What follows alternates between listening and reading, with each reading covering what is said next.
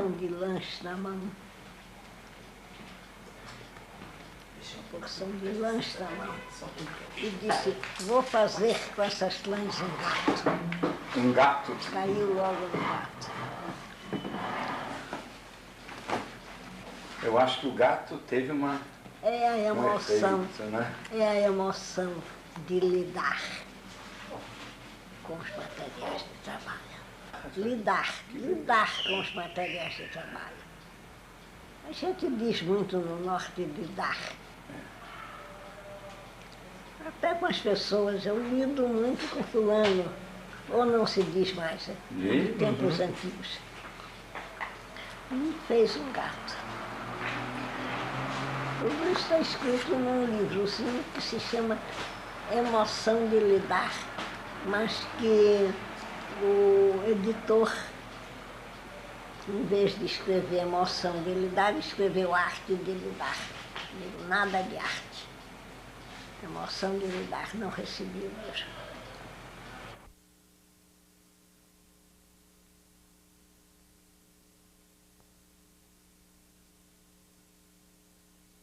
Tanto o prazer de lidar, de pegar lanche, madeira, acompanhar a vinculação, os desenhos da madeira.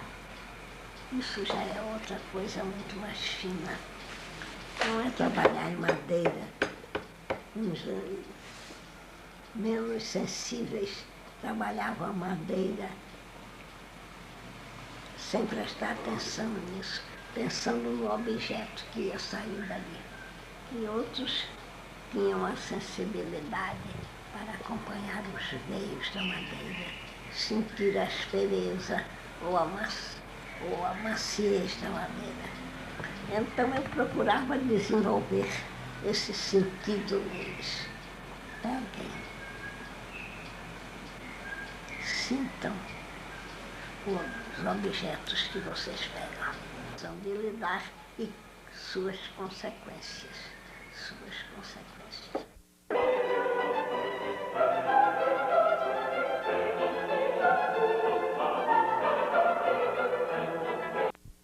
Deflagrador de emoções, era deflagrador de afetos. De emoções, de afetos e expressão de afetos ocultos. Uma coisa é você bater com martelo, taco, taco, taco. Outra coisa é você com uma goiva desenhar sobre essa madeira.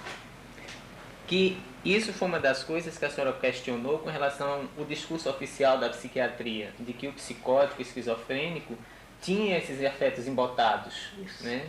E que isso, o lidar com as atividades, o lidar com os materiais, né? A expressão desses afetos parece que contradizia um pouco, né? Isso que a psiquiatria tradicional colocava. Muito bem, você não é burro.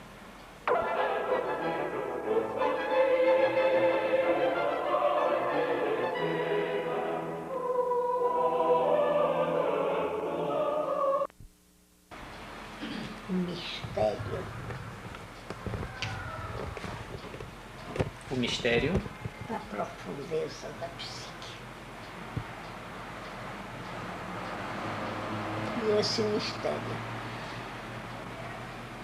se traduzia em mais, sob 1000 formas, porém principalmente sob a forma de imagens.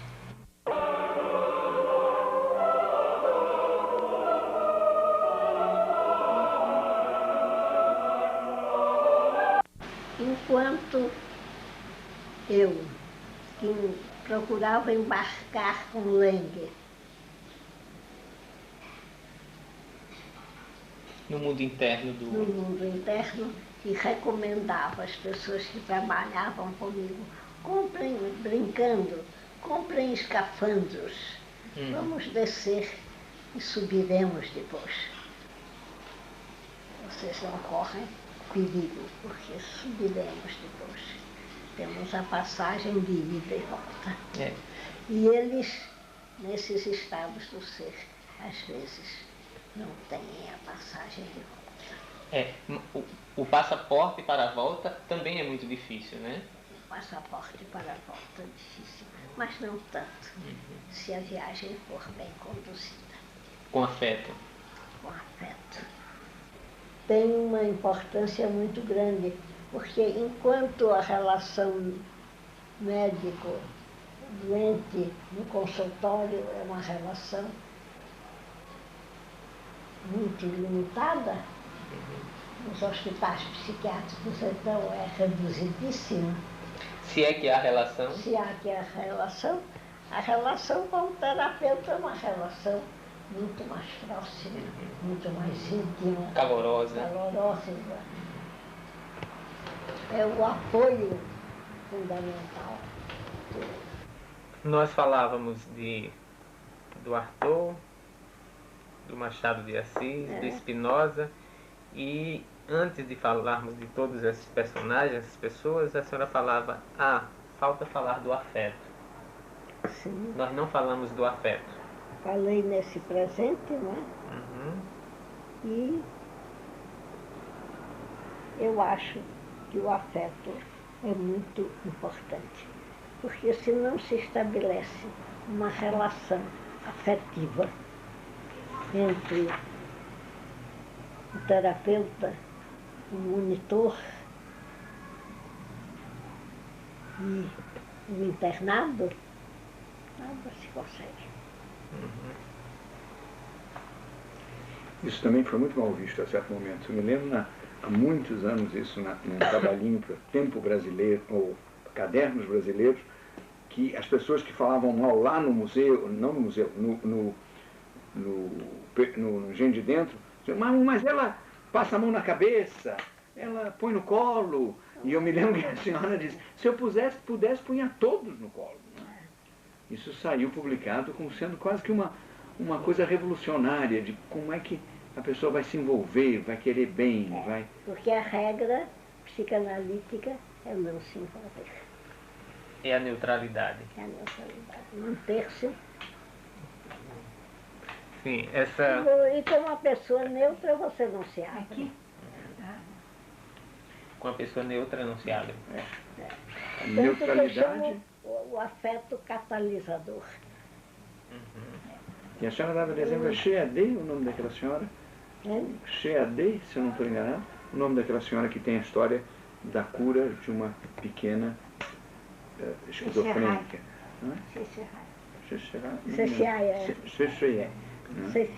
Que conta todo esse trajeto de recuperação da menina, né? Pelo afeto, né? Pelo afeto. Fez mais, levou para casa dela. Ela levou para casa.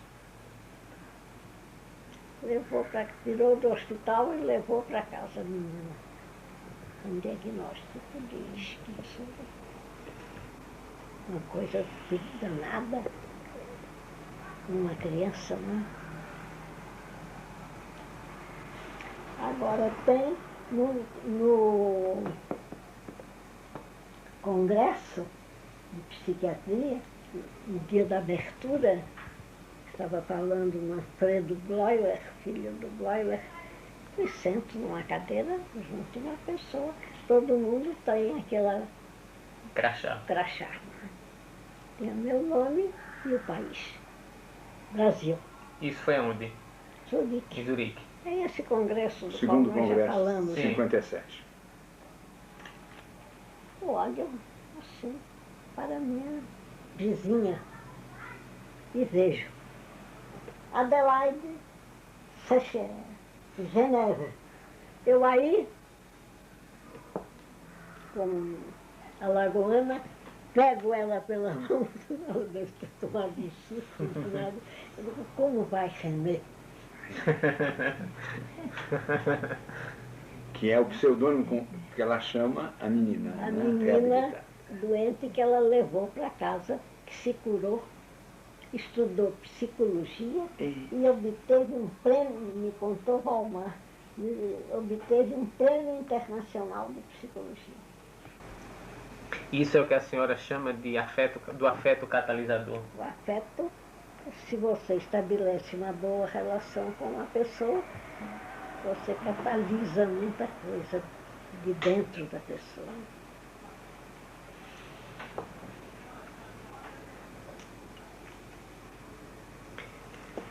Mais alguma coisa sobre o afeto? Eu creio que esse presente do José Bastos, Que ele te dá um coração talhado e um livro no centro. Um livro no centro. O livro é ótimo, mas sem o afeto não vale nada. Ou vale muito pouco. Ele não disse não vale nada. Eu é que estou dizendo.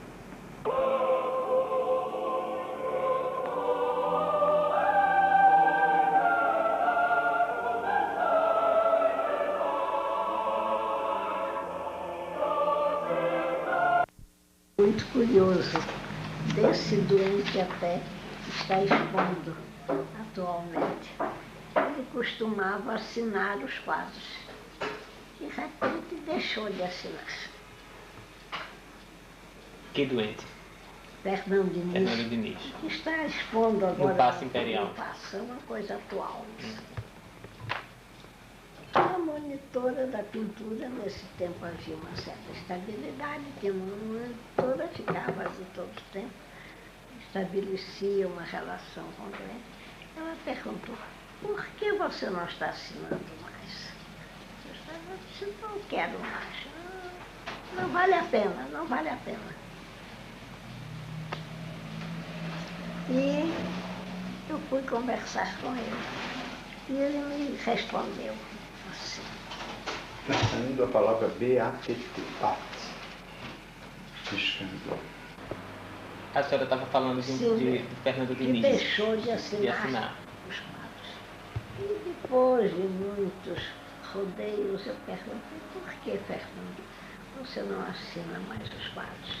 Ele me então respondeu, porque ele não estava muito profundo, não desceu muito profundo, ele está muito próximo da linguagem racional. Ele me disse, porque eu estava no hospital Odilon Galotti e transferiram-me para o hospital Gustavo Riedel. O centro é um complexo de 4 hospitais. E ninguém me perguntou se eu queria ir de um hospital para outro. Então eu sou um objeto que se tira de um lugar e que se leva para outro. Para que assinar? Eu não sou uma pessoa, eu sou um objeto. Isso foi também uma atitude contestadora do Fernando Diniz. Claro. Né?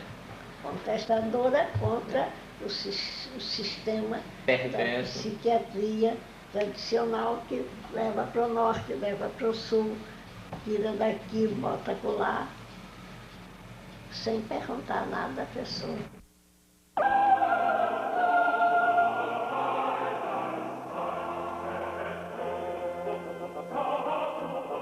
Para o eu. Eu não diria uma porta para o eu. Eu diria uma porta para o inconsciente. Para o inconsciente. Porque no inconsciente, no eu vivemos nós. E há o fascínio pelo mundo interno.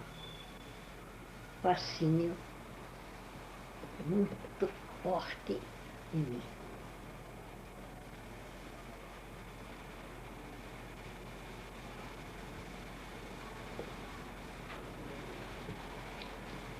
Tanto que me encantou muito o estudo, por exemplo, da alquimia, o estudo como reflexos do mundo interno. Porque o alquimista não conhecia a matéria. Então projetava sobre as diferentes substâncias dos seus conteúdos inconscientes. E você encontra com surpresa que fica assim, atordoado nas imagens pintadas, muitas imagens extremamente próximas a imagens que você ficou conhecendo, se folheou em livros de alquimia. Então não é nenhum bicho de 7 cabeças, é uma coisa fácil de se entender. E o principal do nosso método de estudo das imagens é o método que Jung, e essa foi a grande chave para esses filmes, para essa outra etapa na qual eu entrei, foi a de aplicação às imagens pintadas livre e espontaneamente do acompanhamento dessas imagens em séries. Isso a senhora também fala em um dos seus escritos, né? Falo. Quando perguntavam à senhora qual era a sua técnica. E você dizia que a sua técnica era justamente não ter técnica. Não ter técnica.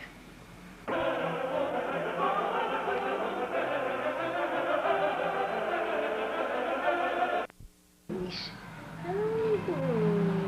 Gente que frequentava a sessão de terapêutica ocupacional. E eu comecei a estudar o problema do espaço na terapêutica ocupacional com Fernando Diniz. Não há nada de pouco valor, tudo é extremamente valioso. O espaço é o resgate do espaço cotidiano, né? Ele procura o espaço cotidiano, mas o delirante, Merleau-Ponty, né, fenomenologia da percepção, ele diz o delírio é a aproximação excessiva do objeto.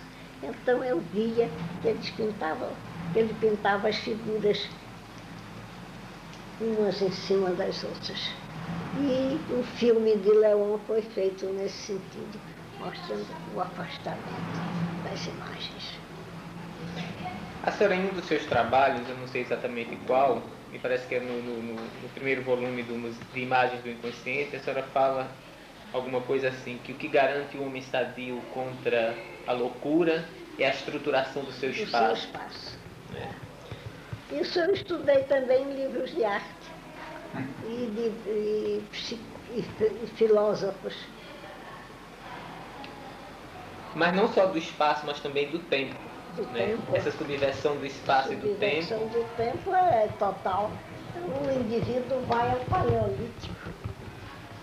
Agora está um indivíduo no paleolítico e chega você e pergunta assim, que dia é hoje?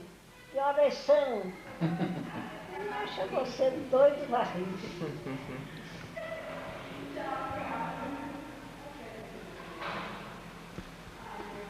E o que é que se tem que fazer diante disso?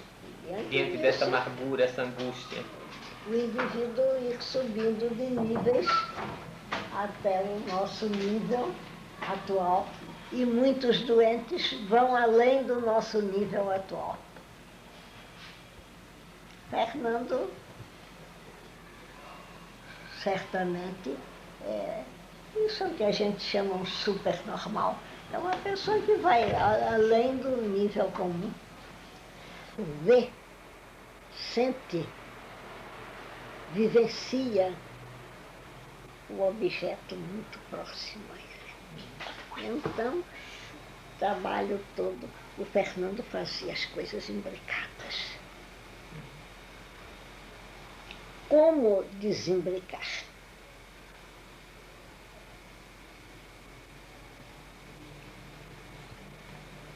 As coisas eram indiferenciadas, né? Entrando uma dentro das outras. mesmo quando diferenciadas, elas eram excessivamente próximas. O filme mostra toda essa sequência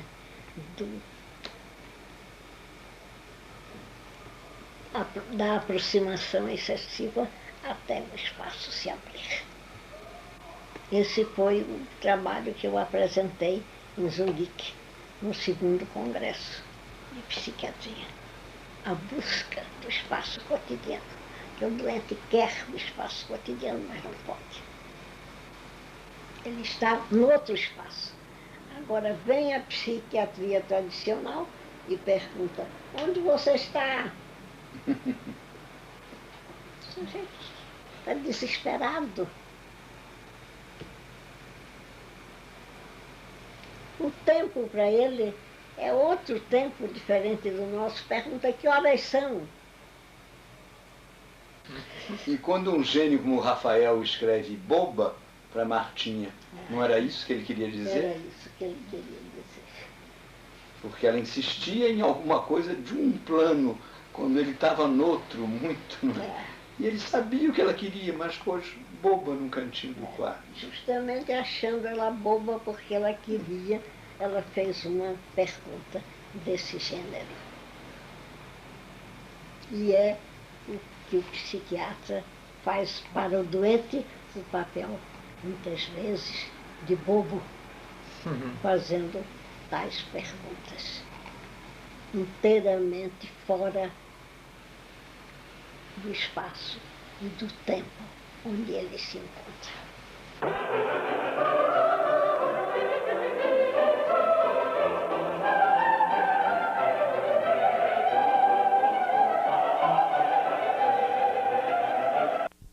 Visava mesmo era conseguir, através dessas atividades, fossem elas quais fossem, a expressão do mundo interno do doente. Aí há um problema curioso, que eu só vim compreender depois.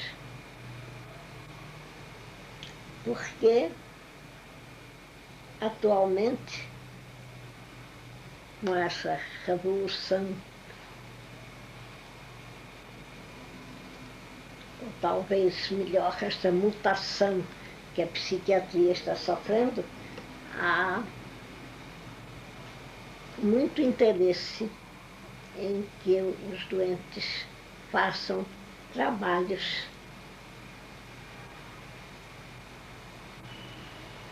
úteis e até comercializáveis.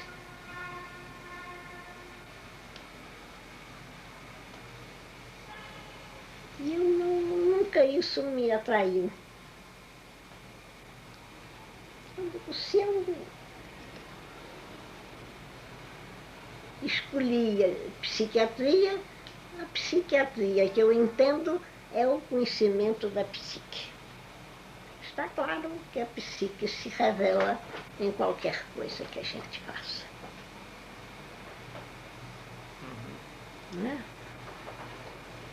Acho que até de Freud, essa expressão, que eu repito muito, quando ele fala de atos falhados, e os gestos, das atitudes das pessoas. É difícil ter segredos. E o que eu queria era justamente o segredo.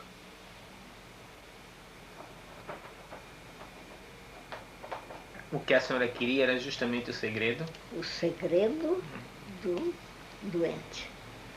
Porque no segredo estaria, possivelmente, o núcleo da doença, ou da desadaptação dele ao meio social, ou dos interesses maiores dele, enfim, do que fosse mais profundo naquele ser.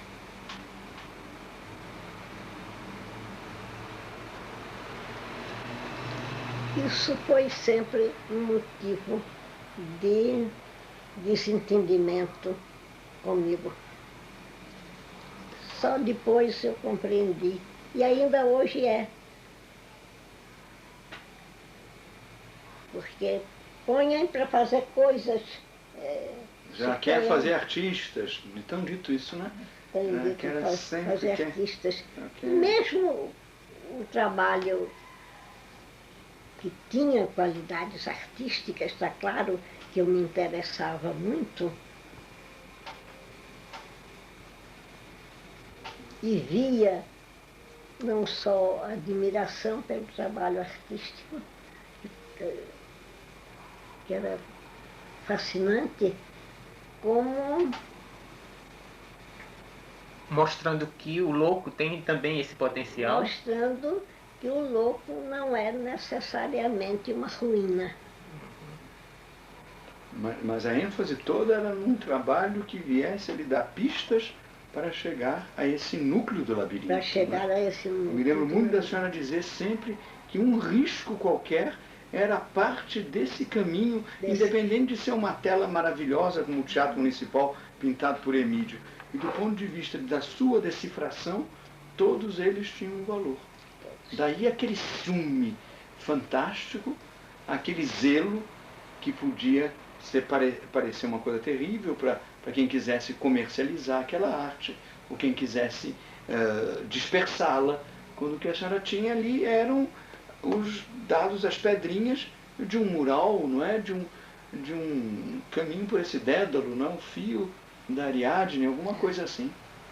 E pareceu muito sempre esse seu lado, essa sua esse preocupação. lado, Né? eu nem sei como eu tomei tão cedo este lado. Depois do encontro com a psicologia, porque eu não tinha tido um verdadeiro encontro com a psicologia junguiana.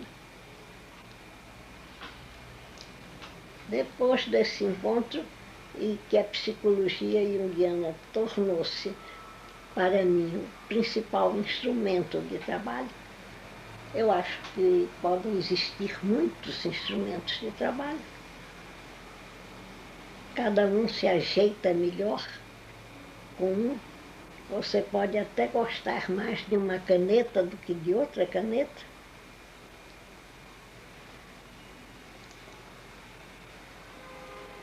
Eu me ajeitei com a psicologia junguiana.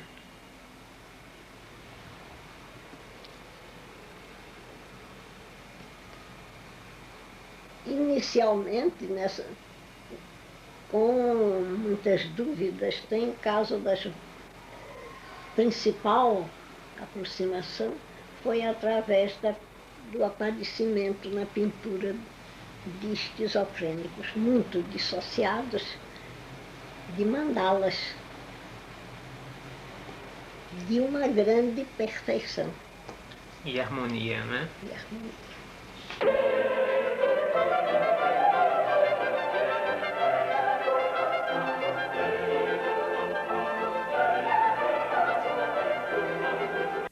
Realmente pessoas muito dissociadas, mas com um potencial Ordenador. grande de ordenador do que elas, de forças, como Jung chama, de forças curativas.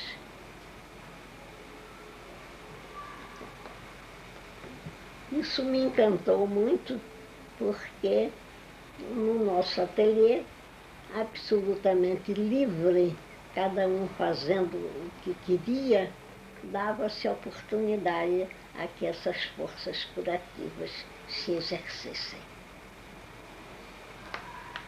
Eu tive a sorte de ter um colaborador excelente nessa ocasião, um funcionário do hospital que gostava de pintura e que arranjou um emprego burocrático, O Almir, é isso? o Almir Mavinier, Que maravilha. e Que está na Alemanha até hoje? está como professor de uma escola de arte de Hamburgo. Que era uma pessoa muito querida de Emídio, não é? Eu me lembro, não é? Muito. ele tomou-se de paixão pelo nosso pequeno ateliê